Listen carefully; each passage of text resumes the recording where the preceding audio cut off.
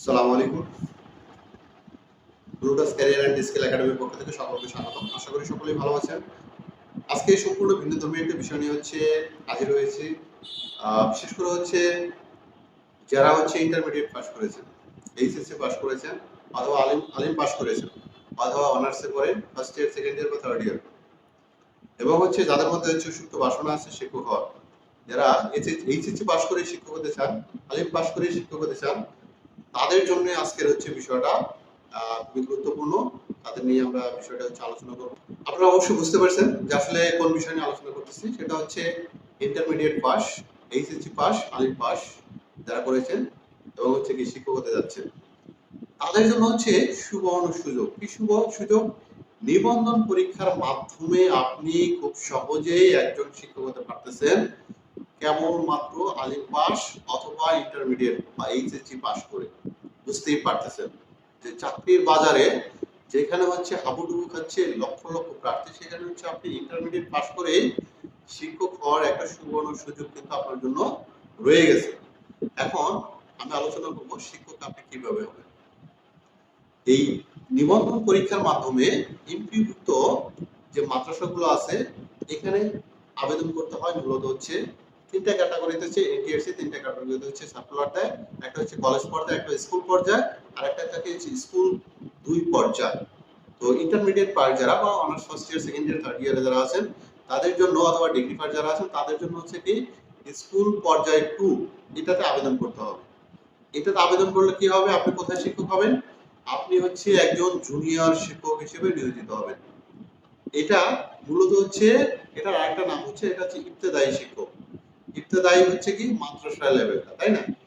এখানে ইবতেদায়ী লেভেলটা ক্লাস 1 থেকে শুরু হয় 5 পর্যন্ত, যেটা আমরা প্রাইমারিতে প্রাইমারিতে কি 1 থেকে 5 পর্যন্ত যেটা হিসাব করি প্রাইমারি লেভেল।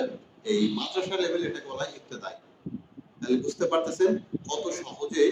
এবং স্কুল 2 পর্যায়ে শিক্ষক হওয়াটা অনেক বেশি সহজ, এবং এখানে প্রচুর পরিমাণ পদ কিন্তু ফাঁকা থাকে। সুতরাং আপনি যদি একজন ইন্টারমিডিয়েট পাস প্রার্থী হয়ে থাকেন, আলিম পাস প্রার্থী হয়ে থাকেন, অথবা ফার্স্ট ইয়ার সেকেন্ড ইয়ারে পড়তেছেন বা পড়া অবস্থায় আছেন, তাদের জন্য কিন্তু আজকের ভিডিওটা বিশেষ কাজে লাগবে। এখন আলোচনা করব বিষয়টা আপনি কিভাবে শিক্ষক হবেন। যেহেতু 18তম শিক্ষক নিবন্ধন আমাদের প্রিলিমিনারি পরীক্ষা অনুষ্ঠিত হয়ে গেছে, সুতরাং আপনাকে অপেক্ষা করতে হবে 19তম নিবন্ধনের জন্য। 19তম নিবন্ধন যখন সার্কুলার প্রকাশ করবে, আপনি তখন আবেদন করবেন স্কুল 2 পর্যায়ে। আপনার জেনারেল যোগ্যতা কি? আপনি যদি জেনারেল লাইনে হন তাহলে এইচএসসি পাস, আর যদি মাদ্রাসা লাইনে হন আপনার আলিম পাস। জাস্ট এতটুকুই, আর কিছু প্রয়োজন নেই।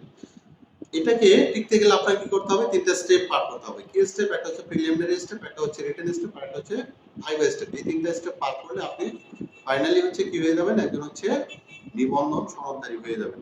এবং যখন আবার নতুন করে একটা গণবিজ্ঞপ্তি আসবে, সেই গণবিজ্ঞপ্তির মাধ্যমে আপনি কিন্তু খুব সহজে কি একজন শিক্ষক হয়ে যেতে পারবেন। তাহলে এর জন্য আপনাকে কি করতে হবে? প্রথম আবেদন সম্পূর্ণ করার পর আপনাকে প্রিলিমিনারি পরীক্ষায় বসতে হবে। আপনার জন্য প্রিলিমিনারি পরীক্ষা হবে 100 মার্ক, বাংলা ইংরেজি গণিত সাধারণ জ্ঞান। এখানে 25 করে 100 মার্কের পরীক্ষা দিতে হবে।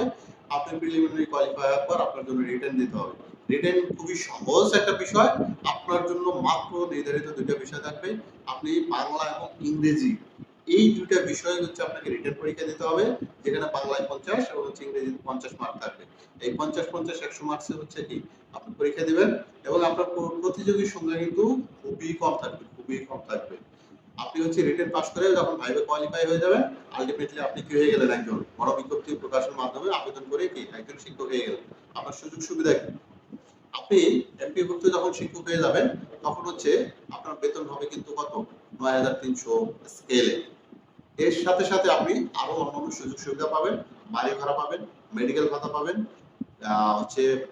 ঈদ উৎসবের বোনাস পাবেন, বৈশাখী ভাতা পাবেন, সাথে 5% ইনক্রিমেন্ট প্রতি বছরই হবে। সুতরাং বুঝতেই পারতেছেন বর্তমান সময়ে চাকরিটা কতটা লুক্রেটিভ, যেখানে কেবলমাত্র ইন্টারমিডিয়েট পাস করে আপনারা যারা আছেন, এই অবস্থায় যারা আছেন, আমি মনে করি আপনাদের আপনারা সময় নষ্ট না করে, আর 19তম গণবিজ্ঞপ্তি প্রকাশ, 19তম এনটিআরসি সার্কুলার প্রকাশ হওয়ার সাথে সাথে আপনারা আবেদন করবেন। এখন থেকে মানসিকভাবে প্রস্তুতি নিন। আপনি 19তম যেন একজন শিক্ষক হতে পারেন। এটার একটা সুবিধা কি? আপনি শিক্ষক হওয়ার পাশাপাশি কিন্তু আপনি কি করতে পারবেন? আপনি আপনার একাডেমিক কার্যক্রম কিন্তু চালিয়ে যেতে পারবেন খুব সহজেই। তার মানে হচ্ছে আপনি কি করতে পারতেছেন, এক ঢিলে দুই পাখি মারতে পারতেছেন। সুতরাং আর হচ্ছে অপেক্ষা করা যাবে না, সময় নষ্ট করা যাবে না। যাদের হচ্ছে মনের ভিতরে সুপ্ত বাসনা আছে শিক্ষক হওয়া, আজকে থেকে শুরু করুন। সবাই ভালো থাকবেন, সবাই সুস্থ থাকবেন। আপনাদের হচ্ছে সর্বাঙ্গীন মঙ্গল কামনা করছি। আল্লাহ হাফেজ।